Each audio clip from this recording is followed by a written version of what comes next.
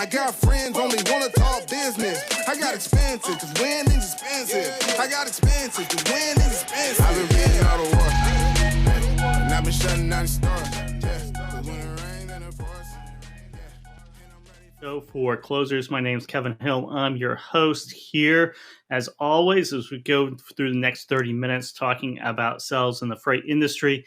And a lot of that has to do with selling tips. And that's what we're going to talk about today, or selling tips to help you out on your journey, trying to find whatever value creation that you can to have that little bit of competitive advantage, that little bit of differentiation, so you can go in and close more deals. And that's what it's all about, especially in the soft market like it is right now. Capacity is out there. It is not hard to find. And if you're selling just on finding capacity, you're going to find it pretty rough. It's going to be very hard to get on bids, and it's going to be hard to go walk into potential buyers, whether those are current customers or new clients that you're trying to land, and sell on your ability to get trucks, unless that's a very specialized niche, which is always good as well. But we're going to talk about that today with Mr. Brad Perling. He's the co-founder and managing partner over at Bitfreighter, and we're going to talk a little bit about using technology and using those building blocks to differentiate yourself and to provide more value creation. So let's welcome Brad onto the show right now to talk about that. Brad, how are you doing today? Doing good. Thanks, Kevin. Thanks for having me. You bet. Before we slide into it, let's talk a little bit about Bitfreighter, what you guys do over there with EDIs and ratings, and kind of your origin story in itself.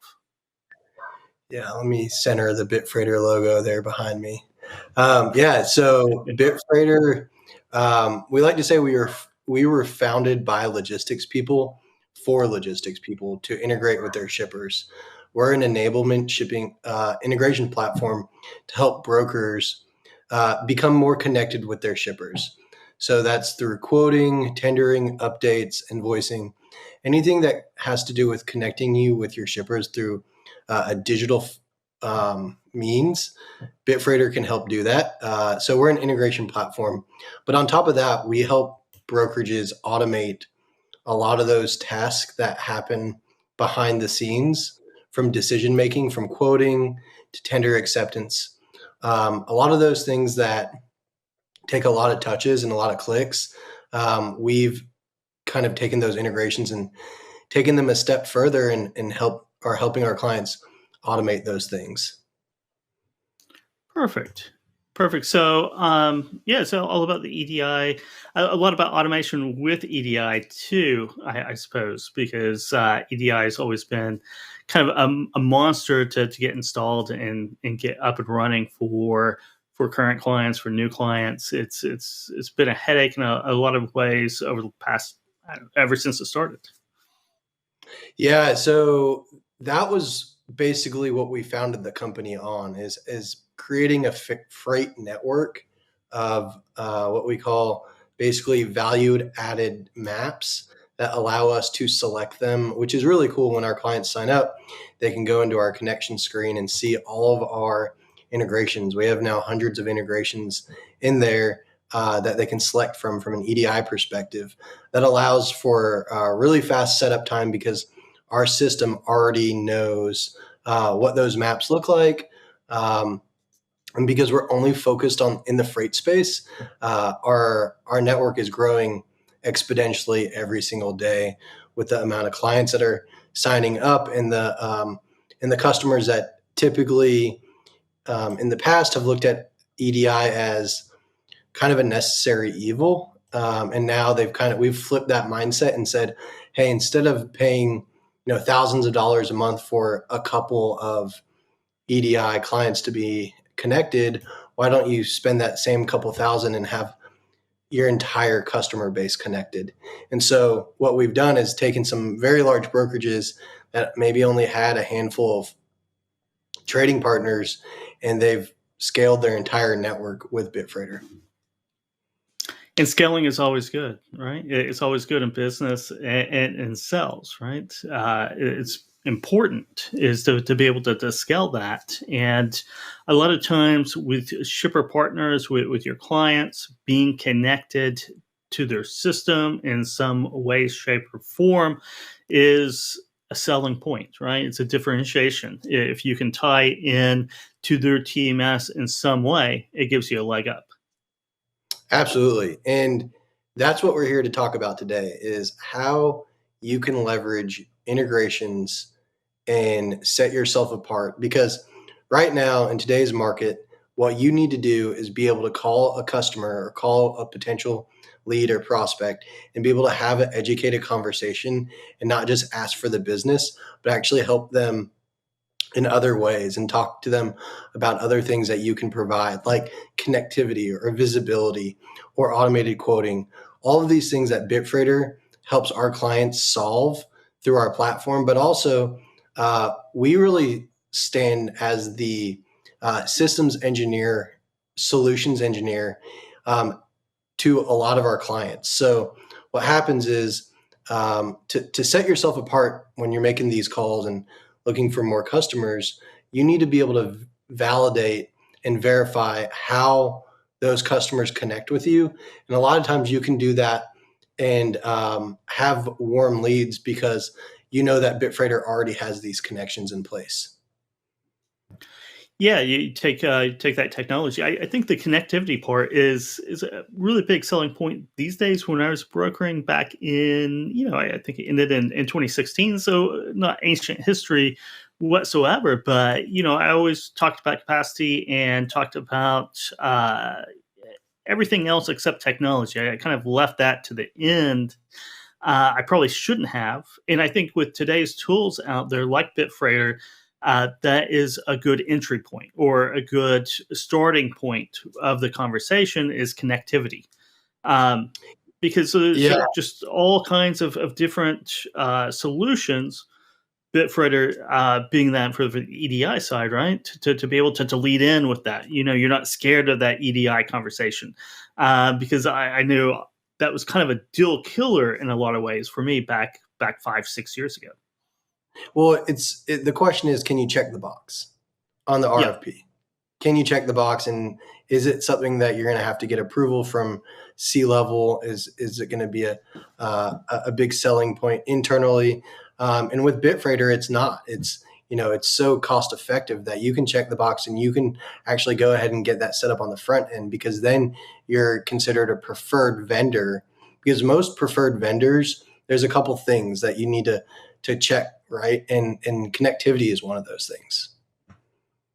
It is, yeah. It definitely is. Being able to connect to their systems, TMS being the most important one, and being able to target those different TMSs that are integrated with Bitfreighter makes prospecting a little bit more focused as well, which is always good. Yeah, and so probably 2016, 17, 18, there's on RFPs, there was the EDI box, right? You had to check the box. Could you do it? Are you going to be able to integrate? Can you do it well? How quickly? All those things, right?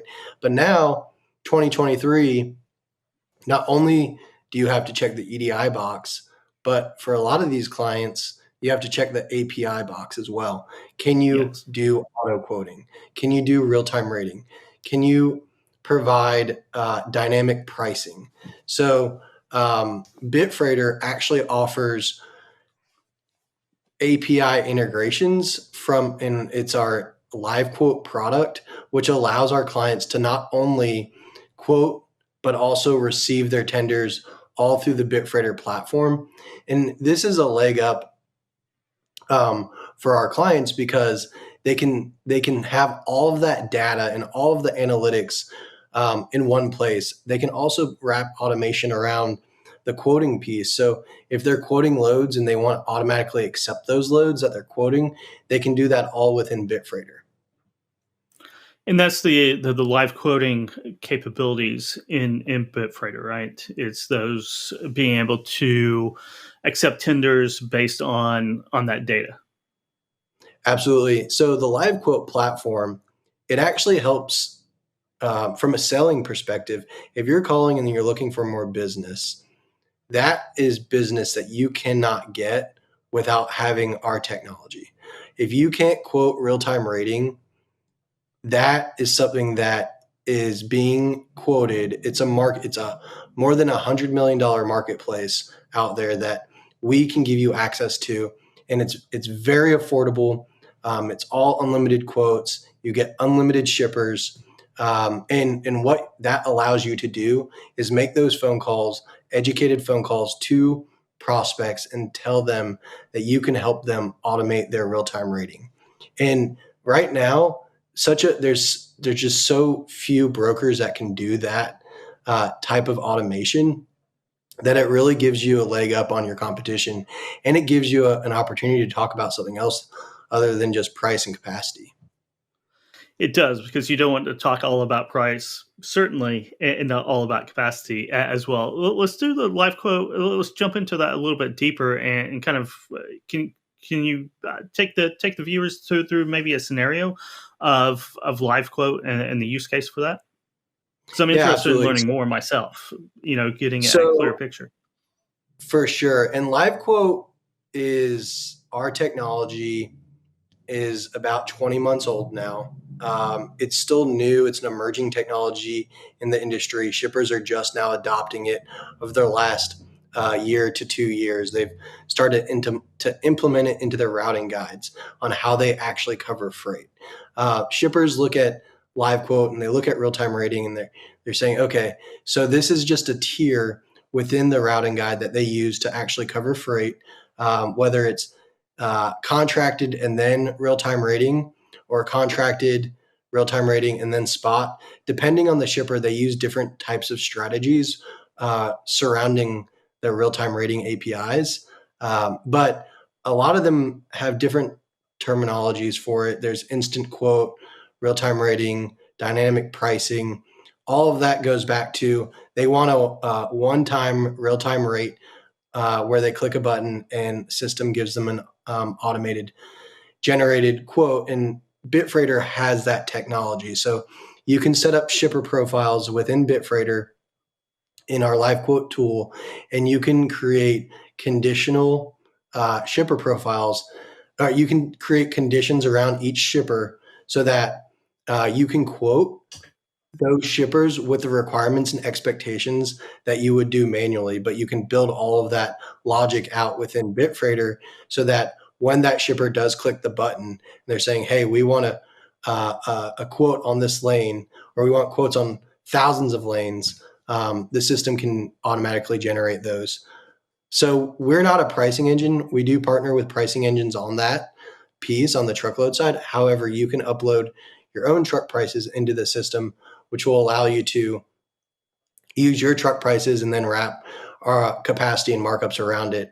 We also have dynamic market ratings within the system that allows you to do market conditions as well. So you're looking at not only market conditions, but load details to provide a markup on your rates depending on the loads that are coming across based on the shipper profiles. And it's amazing how much freight is actually being run through the automation. We had a shipper turn on an API, and the first day we saw 9,000 quotes go through it. So it's freight that you don't know about until you actually have the API turned on. Yeah, you can only quote manually so much, right? It was always one of those things. Traditionally, it's just been all over the place. Is individual brokers or maybe pricing departments, if you're that big, had control over that, and it took forever because you had spreadsheets and you had all kinds of data to pour through. Being able to have that all automated is a big boom for everyone. Which takes me to the point where, do you think this is where the industry is headed, as in live quotes, dynamic pricing, getting away from maybe the annual bids? We talked about it quite a bit in 2021, 2020, leading into 2021 throughout the year because of the craziness of the market. Now that we're back down in a down cycle where the shippers, they have the power, right? They have the pricing power. Do you see that trend continuing? And in 5 years, do you think most everything will be this dynamic pricing, because you can price 9,000 lanes in a matter of minutes, whereas the old school way of doing it took 6 months to reprice everything? Well, I don't want to be somebody that tries to predict the future because you never know with logistics, right? Where people were really bad with predicting the future. I understand.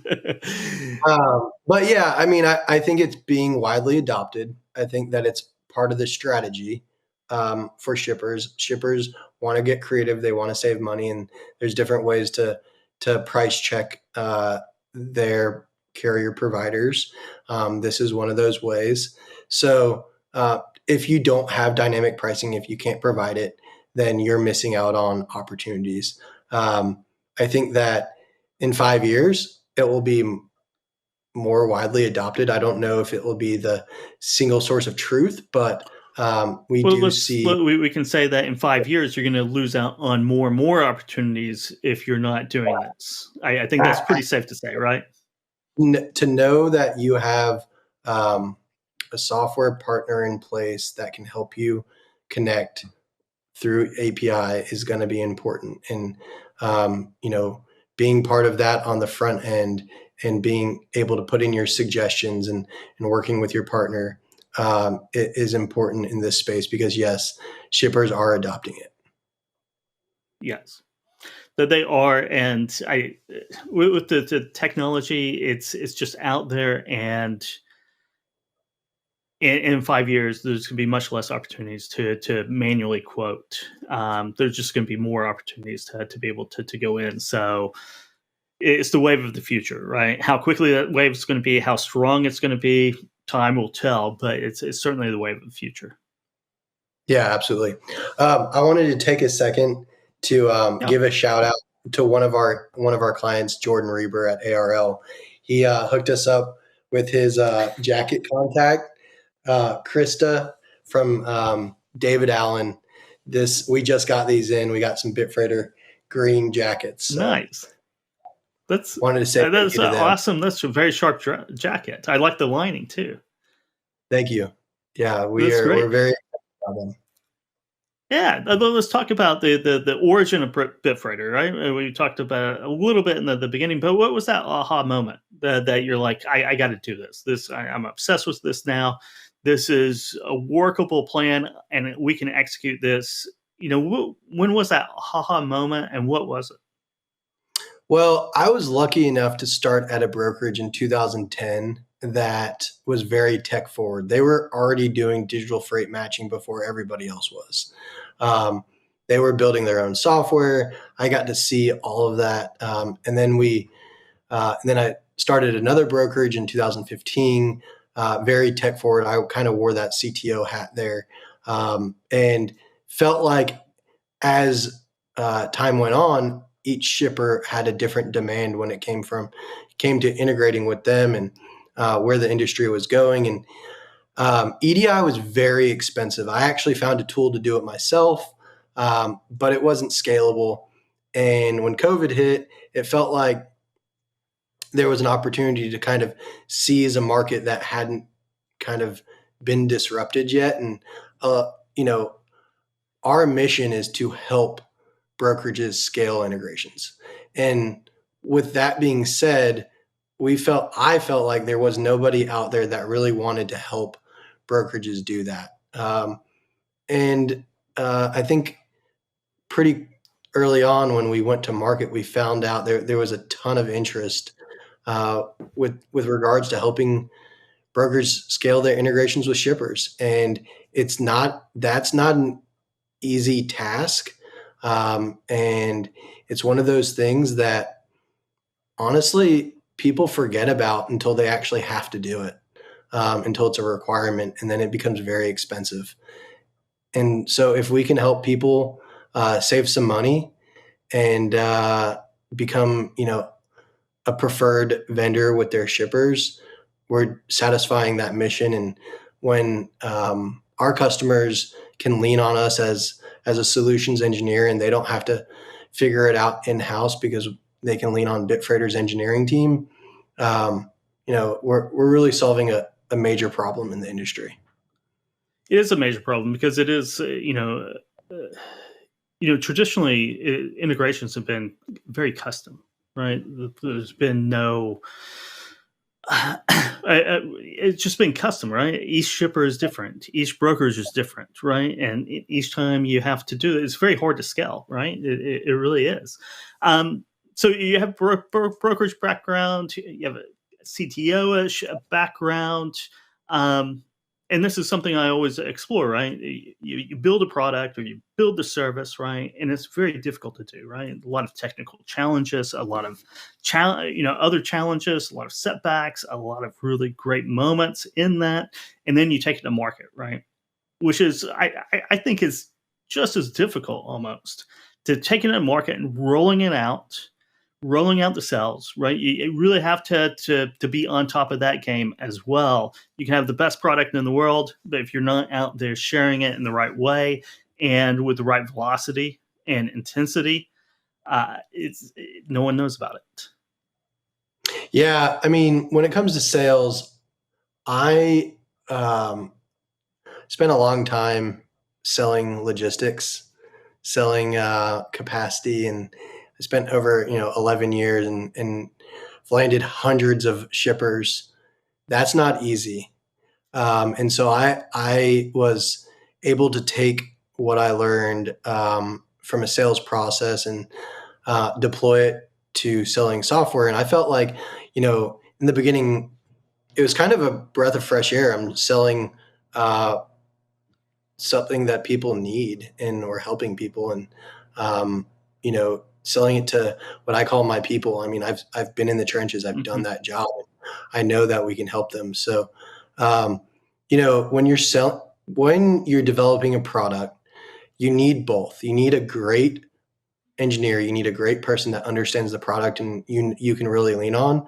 But you also need a phenomenal salesperson that can go out and tell the story. And I think in the beginning, Brandon and I kind of wore both those hats, right? I wore the sales hat, and Brandon, our CTO, wore the engineering and the product hat, and we made a great team. And it's really about when you have a product. Yeah, you might think that you have a great product, but you have to go and sell it. You have to go see if people actually need it. And I think in the beginning, that's what we did, and found some really loyal customers right off the bat. And I think another important part of that is that no matter how great your product is in the beginning, right, that phase one, right, that V1, that version one, is that once you roll it out to the market is going to tell you, the customers and potential buyers are going to tell you what's wrong with it, right?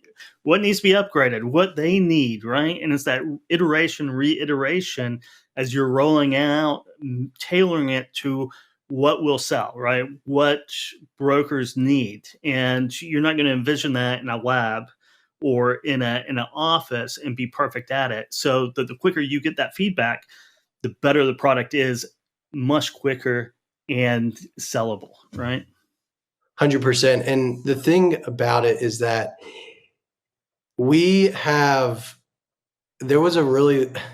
the bar was set really low, honestly, in the EDI space. We're killing it from a customer experience. We offer unlimited messaging. And so it's been really nice and easy to be able to go after these clients that are looking for something new and different. And that is, I think, what has really ultimately been the driving factor of Bitfreighter.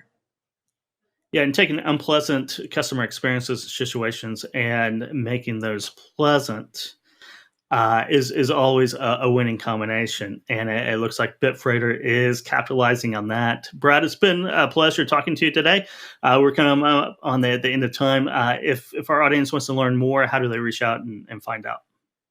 Yeah, they can check us out at bitfreighter.com, or they can always send an email to sales@bitfreighter.com. Love to talk more and really appreciate the time. It was great being on the podcast. Thank you. Thank you very much, Brad, for your time and everything. Thanks. You bet. And that wraps it. Here, I hear there's a conference next week in Cleveland, Ohio. So hopefully everyone comes out for FreightWaves conference starting June 21st and 22nd. There it is, the future of supply chain, right there in Cleveland, Ohio. And they're playing the B-roll and the trailer right there, the city by the lake.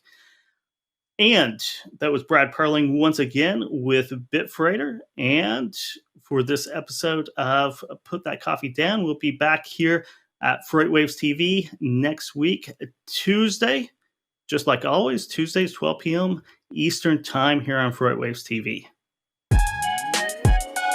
I got friends only wanna talk business. I got expensive, cause winning's expensive. I got expensive, cause winning's expensive. I've been reading all the work, and I've been shutting down the stars.